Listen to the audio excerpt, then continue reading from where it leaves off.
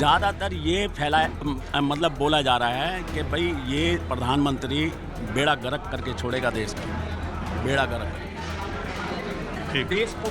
देश को टुकड़ों में बांट दिया है, देश को धर्म से, जाति से, सब।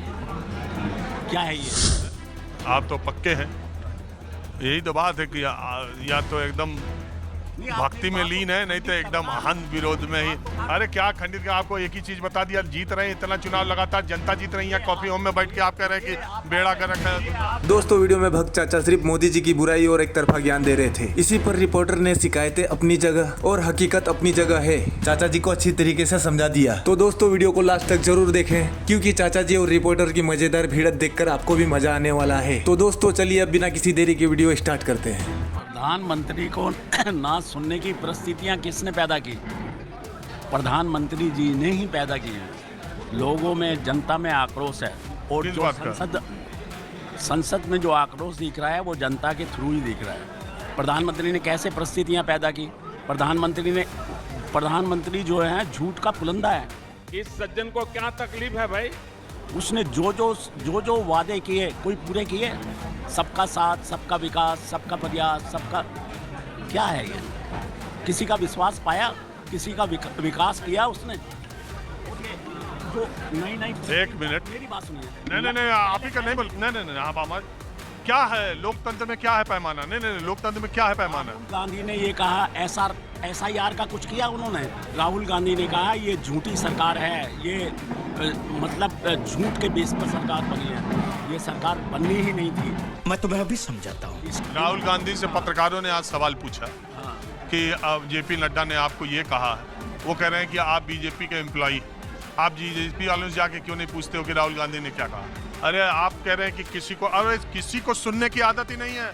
कोई किसी से सवाल नहीं पूछे, सवाल पूछो तो कहे ये BJP वाला है, ये कांग्रेस वाला। बात तो सही है। मंत्री पर किसी को विश्वास है? 15 लाख पूरे देश को है। नौकरियां मिली, किसी को नहीं है। सिर्फ देखिए लोकतंत्र में, और जो मैक्सिमम बहुतात यही बोलते हैं कि ये तो बकवास करता है। गजब बेइज्जती है। नहीं सुनिए, एक बात, आपके यहाँ बैठ करके कॉन्स्टिट्यूशन यहाँ कॉफी होम में बोल देने से, मैं बार बार कहता हूँ, एक अकेला आदमी पूरे भारतीय राजनीति में जब से वो मुख्यमंत्री बने, 2002 का चुनाव अपने चेहरे पे जीते, 2007 का चुनाव अपने चेहरे पे जीते, अभी और सुनिए, 2012 का चुनाव अपने चेहरे पे जीते, 2014 लोकसभा का चुनाव प्रधानमंत्री अपने चेहरे पे जीते, 2019 का चुनाव प्रधानमंत्री अपने चेहरे पे जीते, 2024 में प्रधानमंत्री फिर तीसरी बार बन रहे। देश में भारतीय राजनीति में ऐसे कितने लोग मानना पड़ेगा। देखिए आप लोग तो बैठ करके, कुछ लोग हैं समाज में भी और कॉफी होम में भी, जो दिन भर बैठ करके खाली यही गिनते रहते हैं कि प्रधानमंत्री ये बोला, पूरा नहीं किया। अरे नहीं पूरा किया, जनता को मौका था, दोबारा चुना, तिबारा चुना। सही बात है। आज आप मीडिया में देखते होंगे, मेरे से ज़्यादा देखते होंगे, क्योंकि मैं तो चंद क्लिप देखता हूँ। ज़्यादातर ये मतलब बोला जा रहा है कि भाई ये प्रधानमंत्री बेड़ा गर्क करके छोड़ेगा देश का। क्या? नहीं, ये नहीं हो सकता। बेड़ा गर्क। देश को टुकड़ों में बांट दिया है, देश को धर्म से, जाति से, सब। क्या है ये? UGC का जो एक्ट जो पास किया है, ये जानबूझ के लाया गया है। ये क्या सुन रहा हूँ मैं? ये आक्रोश नहीं है जनता में, ऊपर भी नीचे भी, दोनों तरफ आक्रोश है। और उसको क्या सुनना पड़ा, यहाँ तक कि उसकी जाति के नाम से उसको संबोधित किया गया। ये अच्छी बात है। आज किसी प्रधानमंत्री को इस तरह से जनता एड्रेस करे, ये अच्छी बात है। अभी बता दे भाई, अभी बता दे। तो आपको लगता है, आप तो पक्के हैं। यही तो बात है कि या तो एकदम भक्ति में लीन है, नहीं तो एकदम अहम विरोध में ही।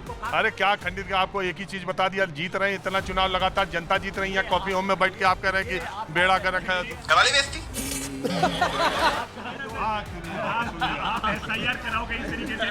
अरे SIR सुप्रीम कोर्ट में। सर आप देखें ना, एप्स्टीन फाइल से वो भाग रहे हैं। वो जो ट्रम्प जो है बार बार कहता जा रहा है कि हमने जो है एग्रीमेंट कराया, उससे वो भाग रहे हैं। ट्रेड एग्रीमेंट वहाँ क्या हुआ है अमेरिका में, वो उसको नहीं बता रहे हैं। आखिर ये भागने की नीति नहीं है तो और क्या है? आप फेस कीजिए ना लोगों को, आप बोलिए। अरे बाप रे, ये तो धोती खोल रहा है। हम तो चाहते हैं कि आप बोले और ताकि अरे इस देश ने प्रधानमंत्री को 2 बार बहुमत से जिताया, तीसरी बार 240 सीटें दी, कितना। और जब प्रधानमंत्री पर आरोप लगाना है तो आप देश की घरेलू मोर्चे से कोई चीज नहीं ले आ पा रहे हैं। विदेश में कोई बात आती है, कोई एक अडानी के लेकर आती है, कोई किसी चीज को लेकर के आती है, आप उसी को इतना बड़ा मुद्दा बनाते हैं। अभी डोनाल्ड ट्रंप जैसे राष्ट्रपति को मैं रोज कहता हूं, डोनाल्ड ट्रंप मुंह का बम। आप उनकी बात को नोबेल पुरस्कार पाने के लिए जो आदमी चिट्ठी लिख दे, जिसका कार्यालय चिट्ठी लिख दे, नोबेल पुरस्कार विनर अपना प्राइज लेके उनके घर चले जाके ले लो भैया। ना सुनिए, एक मिनट देखिए, भारत की सरकार जो बात कहती है, हर भारतवासी को और हर पत्रकार को पहले वो बात पूरी सामने आने देनी चाहिए, पूरी सुननी चाहिए, पूरी पढ़नी चाहिए, उसके बाद सवाल उठना चाहिए। ये बड़ी अच्छी बात कही आप। ट्रेड डील के बारे में अमेरिकी राष्ट्रपति और वहाँ की एग्रीकल्चर मिनिस्टर के बयान पर आप अपनी कोई बात बनाने लगे, बिना ट्रेड डील के सारे चीजों को सामने आए बगैर। सर मेरी बात सुनिए, हिमाचल का ये इलेक्शन हार लिए थे ये लोग, क्योंकि किन्नौर के जो है सेब ग्रोअर्स को जो है ना टैरिफ हटा दिया था, और वो वहाँ पर उन्होंने कितनी खुशियाँ मनाई थी न्यूयॉर्क में, आपको पता है। और आज जो है वो अमेरिका वाले तो वो बहुत इतना खुश हो रहे हैं, अरे भाई जीत लिया, हमारे को तो मिल गया। वो पागल नहीं है, वो सारी दुनिया को चला रहे हैं। आप क्या सोच रहे हैं कि उनको गेन नहीं हुआ? समझ रहे हो आप? भाई उनको गेन 18% ही हो गया, उसको भी वो बड़ा मान रहे हैं। हम भले पीठ थपथपाएं कि 18%, 50 से 18 हो गया, लेकिन जो मौजूदा था उससे तो 18 ज्यादा ही हो गया। बहुत आप देखिए, आप पिछली बार तो ये 3% था, 3 से 18 तो मैं भी कह रहा हूँ, वही कह रहे हैं हम जो है लेकिन मैं आपसे कह रहा हूँ, विपक्ष का ये रवैया ठीक है क्या? बताता हूँ। इसकी मैं बात नहीं कर रहा, मैं तो ये बता रहा हूँ कि आप ये जितनी भी चीजें हैं, कोई भी है, चाहे वो चाइना बॉर्डर है, चाहे वो जो दूसरी चीजें हैं, हमारी गवर्नमेंट को ना उसके बारे में आके अपने आप को बोलना चाहिए, ओपन कर देना चाहिए। यार ये का मौका लोकसभा में दे ही नहीं रहे। सर मौका बराबर था, ये मत कहिए, मौका बराबर था, अब कर दें। ये हम लोग कहते हैं कि हमारी गवर्नमेंट जो है क्यों चुप है, तो जवाब देना चाहिए ना, बतला दे, एक्सप्लेन करे कि नहीं ये सच नहीं है, हम का जो है उनके ऊपर आरोप थोपेंगे, क्यों कहेंगे? क्या बात, ये बात है। देखिए आज की